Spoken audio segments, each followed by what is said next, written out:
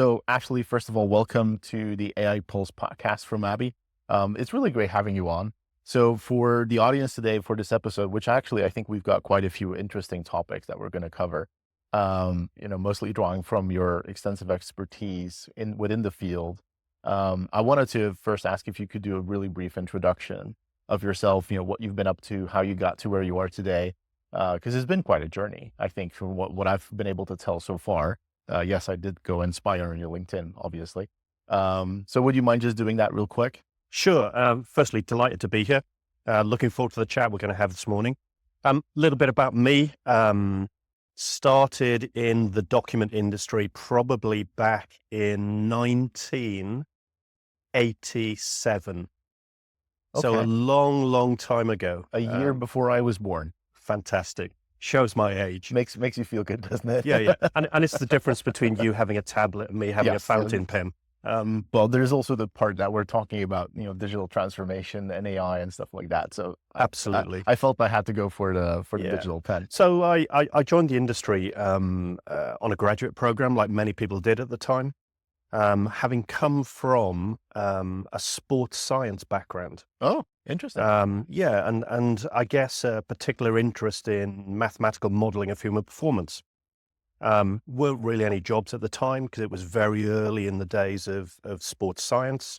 Saw an advert for a graduate program within a very large global organization that was document centric, had a big red X at the front of its name, and entered into what was the software business of a very large reprographics company, Xerox. Yeah.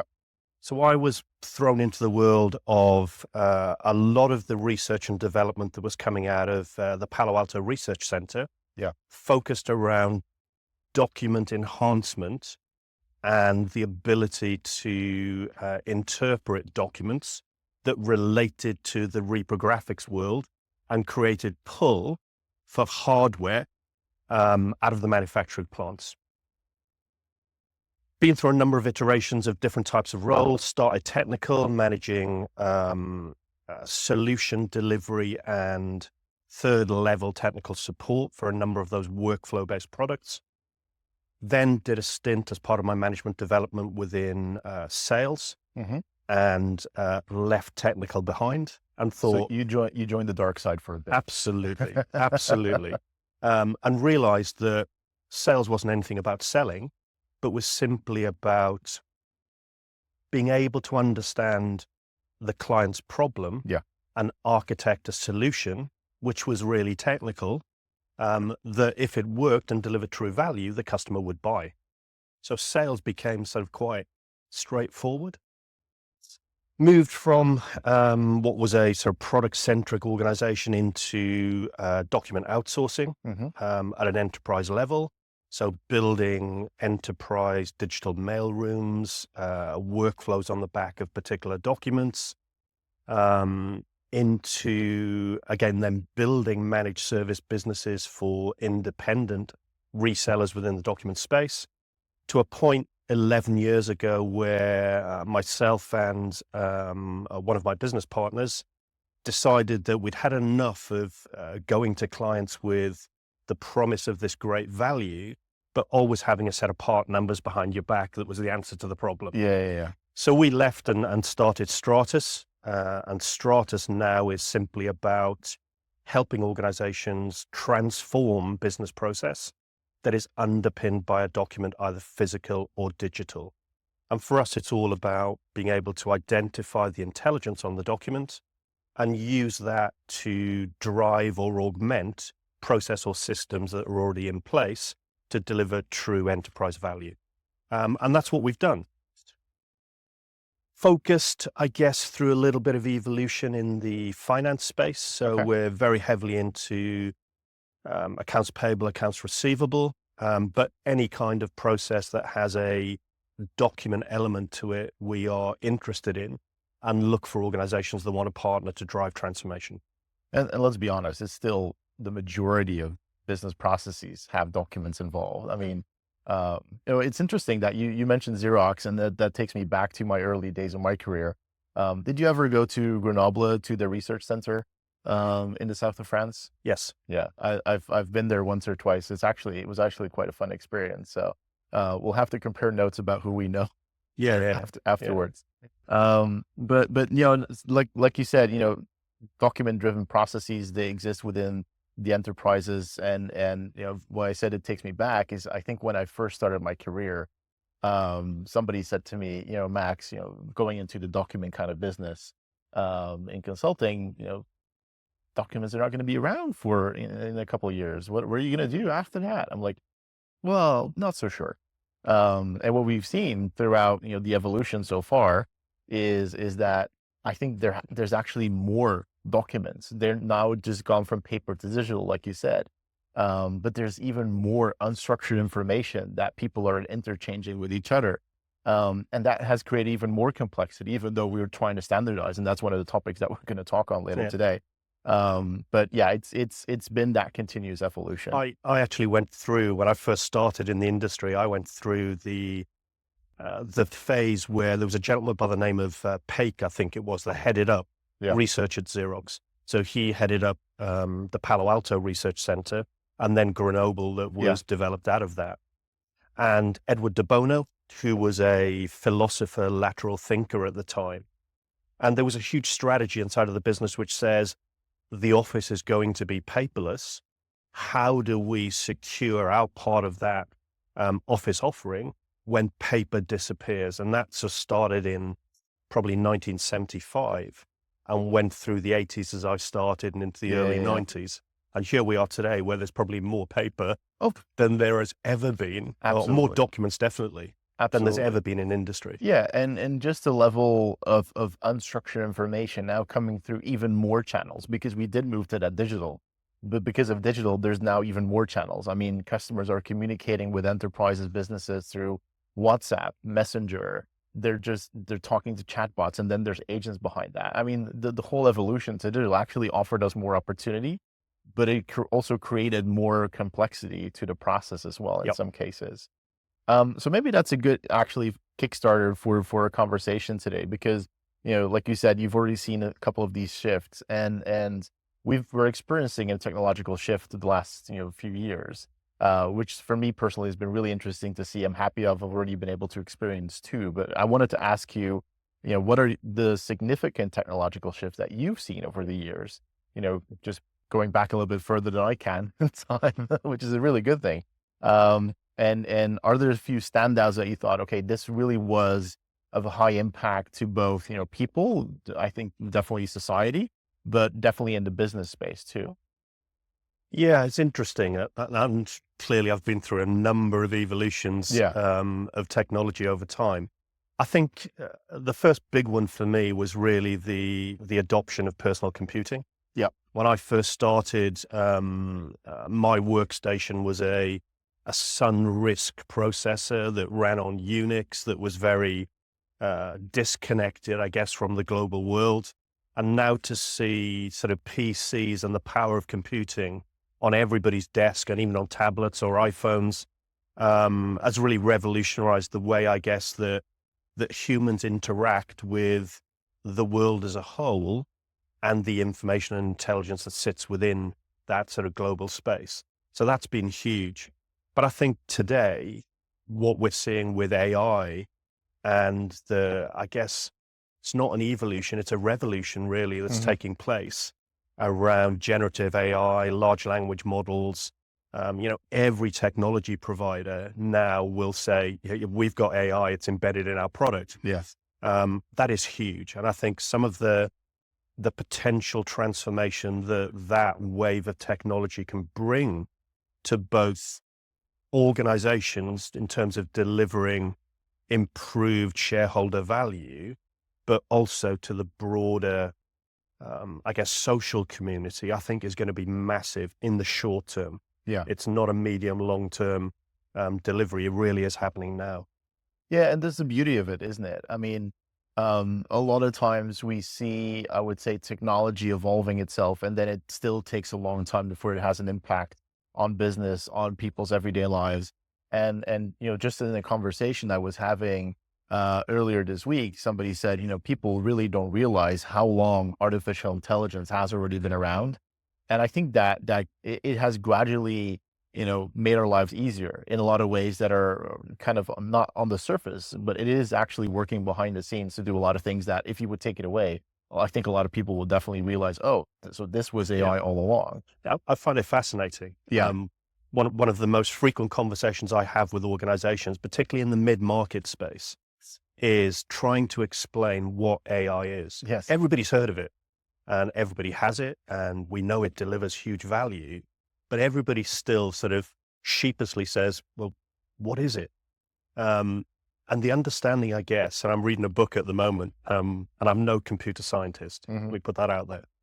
I'm reading a book at the moment, or listening to an audio book, which is about the elegant math that underpins AI. And that math, as you say, has been around for decades Oh, yeah. and has been adding value. I think now it's just starting to answer some of the questions that it's been challenged with, and therefore the acceleration is really happening. I've got some relatives that work within the Institute of Cancer Research, Hmm. and they are researching how cancer forms, how drugs impact cancer, and the amount and the number of computer scientists that are now moving into that space to drive AI to take the large language models and start to structure those around more discrete data sets Yeah. to get more accurate results and become predictive, is fascinating. And the speed at which they're doing it, it amazes me. Every time I talk to them, I'm absolutely sort of gobsmacked by the innovations they're making. Yeah, and I think it's those kind of innovations that we're now able to make. And I've talked about this before. It's because, like you said, the data, we now have collected over time enough data sets to actually make this something that is allowing those models to interpret it into a level that it can come predictive.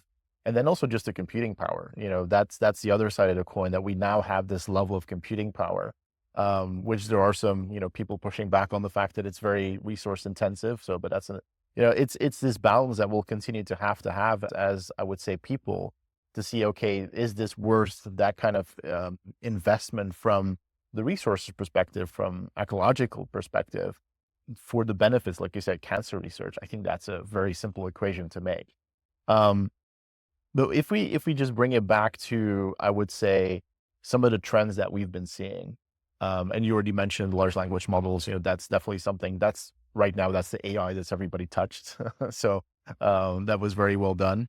But it has gone through its hype cycle. I'm actually, from my perspective, I'm quite happy that we've gotten a little bit over the froth of disillusionment. And it wasn't that big of one that actually a lot of people expected it to crash and burn, and everybody was going to be quite disappointed. There is this, emotion happening in the market, from my view, that people are starting to realize, okay, how do we start using it productively? They've played around with it, they tested it, they've tried out a couple of things, and now they want to actually look towards, experts, companies that say, okay, we know how to do this, and this is how we're actually going to solve your business problem. So we've moved a little bit away from the technology just as itself being quite interesting, and now they want to see, okay, how can we make it productive? But over time, I just want to ask you: are there certain tech trends that you believe were overhyped, and are there a couple of ones right now that are still emerging that are not being hyped up enough? Because it's always an interesting debate, to get people's perspective on just large language models. Do you think they're overhyped still, or are they still being underhyped? Because depending on who you ask, there's different opinions, which is always interesting perspectives. Yeah, I think AI as a generalist term, and particularly the large language models and generative AI and chat GPT Yeah. and, the Google smart searches, I think they are overhyped. And I think some of that is driven by, I guess, the marketing power that those organizations have that make the terms prevalent, and you sing the praises of their power. And people buy into that because it is something very different. So I think AI as a general terminology is very much overhyped. And I think a lot of people misunderstand it. Hmm. But you're absolutely right that there is this I guess, appetite now for customers and organizations to work with partners to understand how this AI thing can help me transform my business. I've accepted the fact that the technology can help. I don't know how, but let's find someone I can work with that will take me on that journey, and help me transform. And I think it's also quite interesting with the way different technology players are addressing that opportunity. I talked about, every platform you come across these days has AI embedded. Yeah. And I was talking to a very large real estate company that has a number of document challenges. But they have a pilot running with a particular software company to address their invoice challenge. A platform, a product, a set of AI tools that are embedded. They have a separate project running with a different company to address lease abstraction. And they have a third project, which is all about bank account reconciliation with, again, a separate company. So looking at potentially sourcing and procuring 3 separate platforms to do what I see as one and the same thing. Yeah. Understand the content and intelligence on a document, and then deliver that intelligence or interpret that intelligence to add value to the ERP or system of record that sits in the background. So why not take the platform approach? And I think it really plays into ABBYY's hands with the developments that you've made around Vantage, where you can take a platform approach to document challenges, irrespective of what that document is. And with the way that the development is taking place of products like ABBYY Vantage, it becomes very easy and what I would term as a very reduced time to value in terms of the speed at which you can look at a document, whether you've seen it before or not, and providing you can access the data source, the sample set that you can use to refine the math that sits at the bottom of these models, Absolutely. you can very quickly get to value. And I think that's the exciting thing for us. That's interesting to hear because, I've been seeing much more movement in the opposite direction. You mentioned, they're looking at 3 different problems. All of them are actually related to, at its core, the same thing. So there's processes that involve documents. And nonetheless, they're looking for point solutions. Yep. What I've seen, we did have this trend in the market a couple of years ago, and you saw so many niche players coming onto the market saying, oh, we do this really well, and we do this thing really well. As soon as you wanted to go outside of that scope, you had a big problem because they were simply not able to deliver, or would have to do actual development to deliver that for their customers. So the trend that I've been seeing on the market right now is that indeed that platform approach and being able to say, well, we're going to go with a single vendor, a single platform that is able to allow us to expand from use case to use case, because it's never just one single thing that you want to try and solve, especially if you've covered the low-hanging fruit within AP. There's so many other opportunities now. And I think definitely, why I think I'm actually a bit on the opposite side of things. Technology like large language models has not been hyped up enough so far. And maybe hype is the wrong thing to say. I think their uses so far have been kind of in a lot of different places where they're being looked at as, okay, we should do this technology to solve a problem, but that never works. It's always about combining the right couple of things together.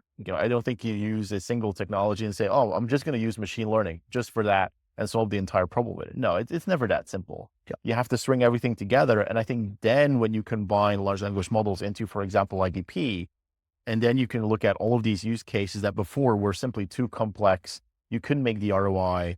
And now those are things that you can actually go and look at. So I'm quite excited about the fact that if used properly and within, the larger scope of the project itself, the problem that you're trying to solve, then it gets really interesting what now becomes possible in, again, that short time span that customers are looking for, because there's no more, back in the day, you could work on a project for a year and then say, oh, look at what we've done. And this is absolutely amazing. I worked on a contract management project with Xerox as well. And that whole thing took a year and a half for the setup, the analysis, the setup, the implementation, UAT. And if you think about that today, that's simply not something that you can go and walk into a customer and say, oh, we're going to take a year and a half and then you'll have exactly what you want. because in that year and a half, their entire business will have changed, not just, from the external factors, but even internally things evolve.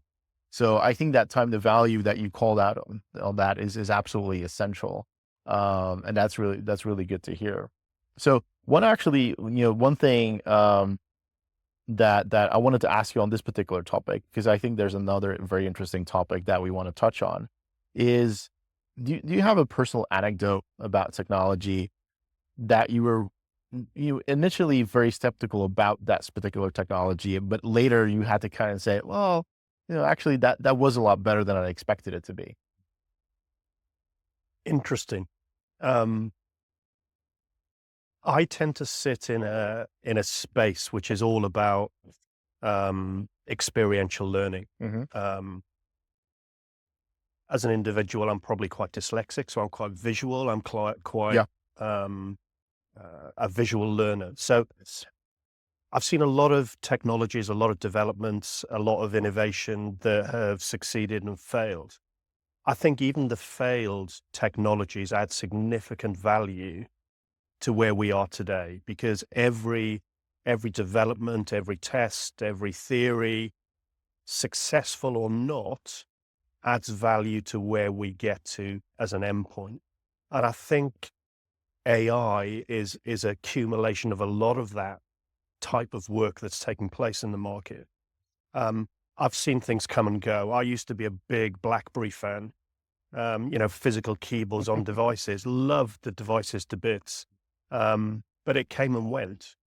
But the whole concept of mobile communications and, I guess, porting computing power from the mainframe to the desktop to the handheld device has been hugely successful. But many players have failed Yeah. within that space, BlackBerry being a great example. So I don't see failures out there. I see learning opportunities that have taken place.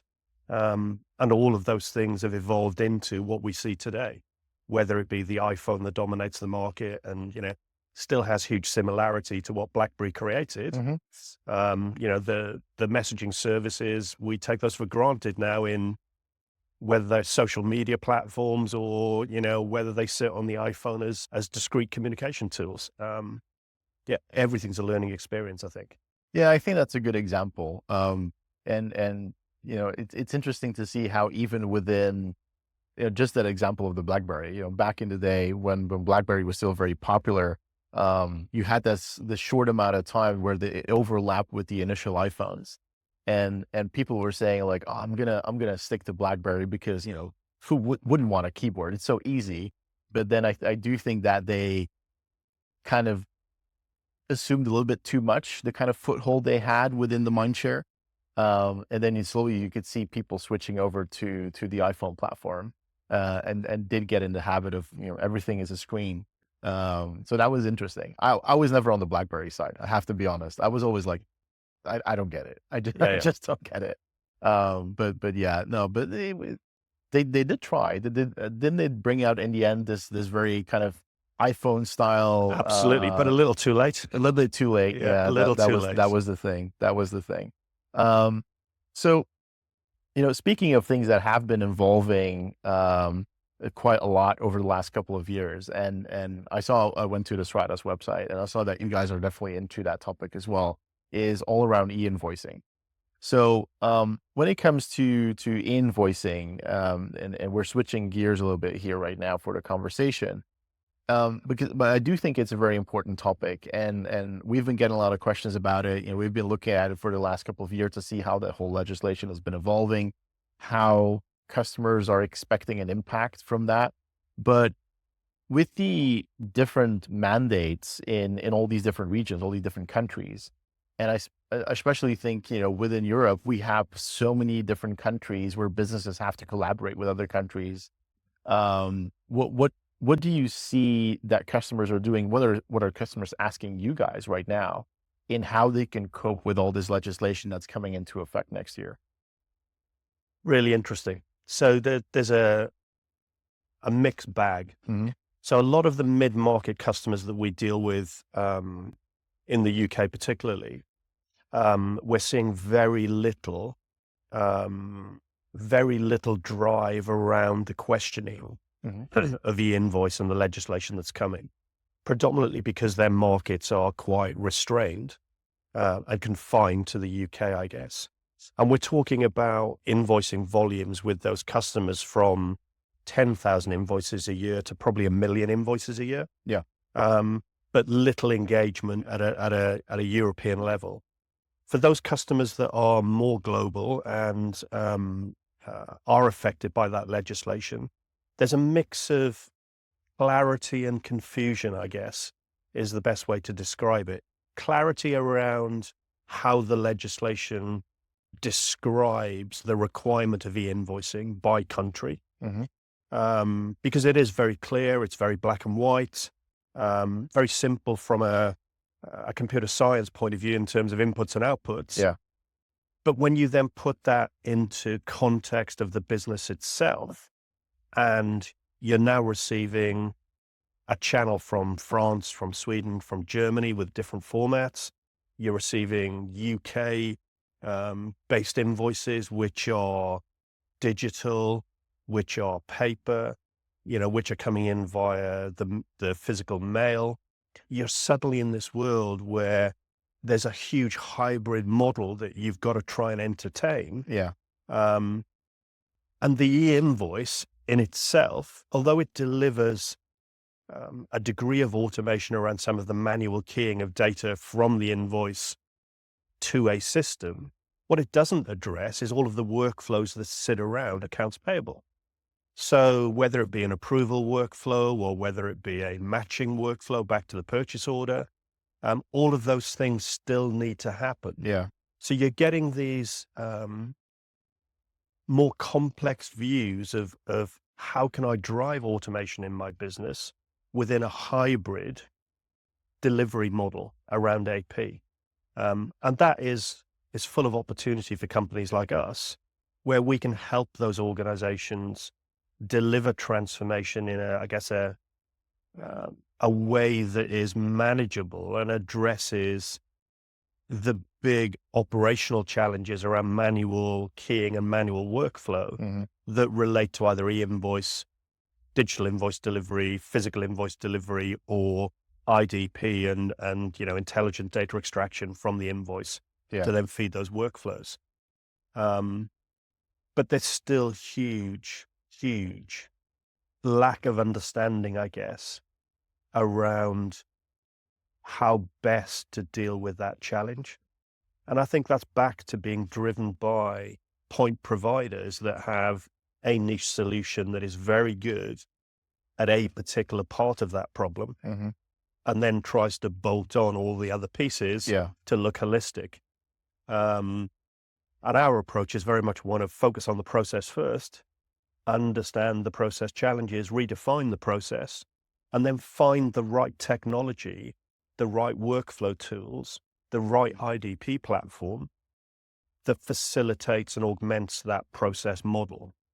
Many people we speak to tend to have fallen into the trap of going the other way, which is let's buy the technology and all the promises that the technology comes with And figure it out afterward. and we'll figure it out later. And because they haven't focused at the process level, they never get to the ROI they've been promised.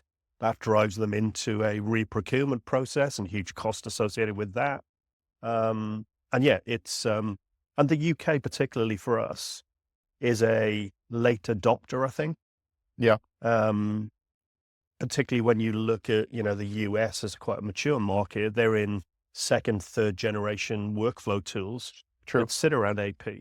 Lots of organizations we talk to here in the UK are still on that first generation journey,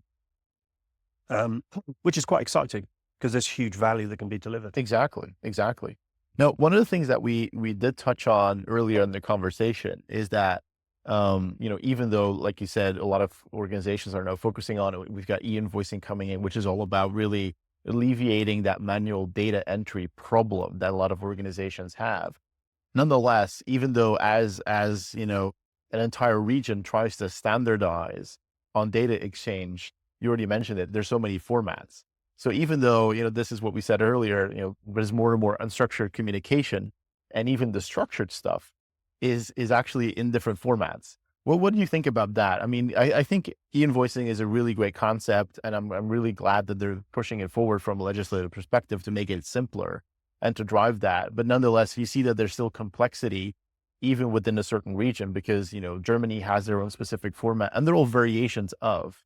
But I don't know if you have an opinion on why you think that is, that we're not able as I think, maybe even a more global perspective to standardize on this one single way of interchanging information and something that every single business has to do. Um, the cynic in me would say e-invoice has been created to solve a particular problem that is nothing to do with eliminating the manual burden associated with keying data Hmm. related to an invoice. And that's all about mitigating VAT fraud, which I guess is Yeah. where e-invoicing started. Yeah. And it's hugely successful at reducing or capturing that VAT nonconformance that it was designed to address. But the fact that it was built around that problem set Yeah. and that use case, it forgot about some of the challenges it would present when it actually got to the organization that was receiving the data. Um, so I think hugely successful. I don't think there'll ever be standardization. Um, you look at the political landscape across Europe, and I think there's still a not invented here type mentality in many of those countries where they probably wouldn't want to standardize anyway, just because France have done it that way, Yeah. or Germany has done it that way, which is frustrating for us, I guess, when you're trying to integrate all of that data into an accounts payable workflow. But I think the advent of IDP technologies that can take structured or unstructured content in any format pretty Yeah. much and standardize that to a consistent standardized output as a transformation and then deliver that to the ERP in the way it wants it is where the answer lies. So I think it creates opportunity for Stratas, it creates opportunity for ABBYY in terms of providing that platform that creates the standardization against the variation of input Yeah. that will still be there, I think, for a long time. And I think that's where it always kind of comes back to, right? If you think about it, you need this ability to combine all of these things together in order to be successful. And whether it's in what should be a straightforward, even structured AP process, because you're getting structured data, there's still so much adjacent to it, like we already talked about, all of the rules or all the validations that have to happen. So we need that flexibility from that kind of whatever platform it is that you choose, to be able to deliver that. So if you would have, we've talked a little bit about the challenges and you did say it creates opportunity for businesses. I wanted to ask you two follow-up questions on that. So considering that we're in our lovely UK office today, I wanted to ask the question, do you see that there's an impact from Brexit actually for, businesses here in the UK to continue to do relations with the rest of Europe, or has that not had a massive impact so far? Because we've actually seen, especially in organizations that have to do with customs, there's been a huge impact because of the level of documentation they now have to provide. Do you see that impact as well? And do you think that e-invoicing will help with that or actually make it even more complex now for UK businesses? Um, I think you're absolutely right when you look at the whole export market, hugely complicated as a result of Brexit, Yeah. and really driven by, as you say, the raft of documentation that goes with the legislation now that sits in terms of cross-border transactions. I think with e-invoice, yes, it does simplify the process, but importantly, it still requires a degree of interpretation of that data at a local level Hmm. to prevent what we often see, which is, a digital data stream that has huge value becoming something else as an interim step to then be delivered to the ERP or process. And I think understanding and being able to build the workflows that manipulate the data digitally at source to give the ERP what it wants with the workflow it requires is the smart step that I guess realizes the value that e-invoice can deliver, rather than viewing it as a problem that just grows in complexity because of the legislation across Europe. Yeah. So it's I guess the organizations that are adopting that process transformation mentality and open to innovation around how they deal with data, either on a document or through a data stream, are the ones that will succeed and deliver that sort of ROI value that e-invoicing is an enabler to. And if you had to make a recommendation, if you were to have this customer come up with you that question and say, okay, I want to look at this opportunity that presents itself, what would you recommend to them as a process, to get started? How would you take them through that journey of being able, not just with e-invoicing, but just in general? They have this need, they see that, like you said, technology can now deliver what they believe is possible. And they would on board with Stratas to actually go on through this journey. What would that at a very high level look like as a nice question to wrap it up for today? Great. So I'll use a real life example. So we're currently engaged with quite a large organization, 600-700 million turnover in the UK, Hmm. a UK only business, B2C as an operation, very glossy from the outside. Yeah. But when you get behind the scenes, there is a mountain of paper that flows to enable that sort of seamless duck on the surface model that you see from the outside. And with that organization, the journey started with, tell me what this AI thing really is. We know it can add value, but we don't know how. And they'd made some acquisitions on some quite large CRM technology that is a global leader and hadn't got the results that they were expecting. So with that organization, what we did is we went in and did some free consultation, and I'll explain why it's free in a moment. And I'll bring you back to your previous world in consulting. Yeah. We went in and did some fundamental process analysis of what the as-is state looked like. So and we started with invoices as an example, and they have 300,000-400,000 invoices, I think it is, that flow through the business. And we looked at the journey that an invoice took, either from digital delivery from a manufacturer or whether it was paper delivery. And we built the workflow that said, this is what you do with that document to get it to a point that you approve a payment back to that supplier. And within that, we identified what we would call the low-hanging fruit, which is the quick wins and the opportunity to transform not necessarily the whole process, but to transform steps within that process that delivered very quick value. Yeah. That was all about removing the manual keying inside of that process as step one. That model and the recommendation, which was an ABBYY solution for that customer, then enabled us to, I guess you could make the analogy to a military one, which is sort of land and expand. Yeah. So having now focused on particular operational burdens that were invoice related, we then started modeling other process for them, which was around sales order admin and various other document related tasks that enabled us to use the same platform to start to build small language models that addressed the sales order.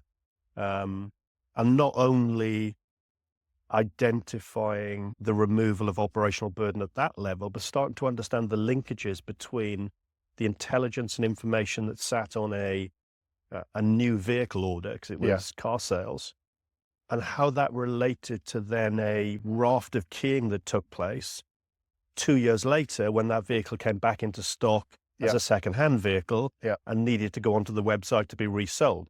There was a massive paper activity to identify, well, what kind of gearbox does it have and how big's the engine? And we're sitting there saying, but you've got all that data because that sits in this process. So let's understand that and then start to really make step change in the overall process. And that's a great example where it's It's a journey and an evolution that we're taking the customer through, which is the platform approach to document automation, to augment processes that already exist within the business and start to deliver on some of the ROI they expected on the CRM they bought, Yeah. that the CRM provider hasn't been able to deliver. Yeah. Um, I, and those sorts of journeys are exciting. and it really is why that journey is so exciting, because I think what was really smart and really great approach, by the way, a really great story, is you put in place these milestones so that they could see that ROI very quickly and get, we're all human in the end. We if something is successful, that makes us more confident that the next one would also be successful. So, I do remember back in the day of consulting, there was like, a lot of customers asked for everything to change at one time. You always had to push back on that and say, no, we need to do this in steps, Yep. not because it's impossible to do it, what you're asking, but it's just not the right way to do it, because you will have so much change. And as humans, we don't like that. We simply don't. So there's always that component to it. So no, I think that's a great story, great approach. And with that, I actually would love to thank you, Ashley, for this wonderful conversation. It was fun to have you on, and great to hear about all your experience so far. And I hope you had a good time as well. It's been great to chat, Max. And yeah, we look forward, I guess, to growing further with ABBYY and bringing the innovations that you guys are making in the IDP space reality for our customers, both current and future. So thank you. No problem. And we'll have to have you back on, later to see if there's more interesting stories that we can talk about after we've gone through yet another technological evolution, perhaps. Love to. Look forward to it. Awesome. Thank you so much. Thanks, Max.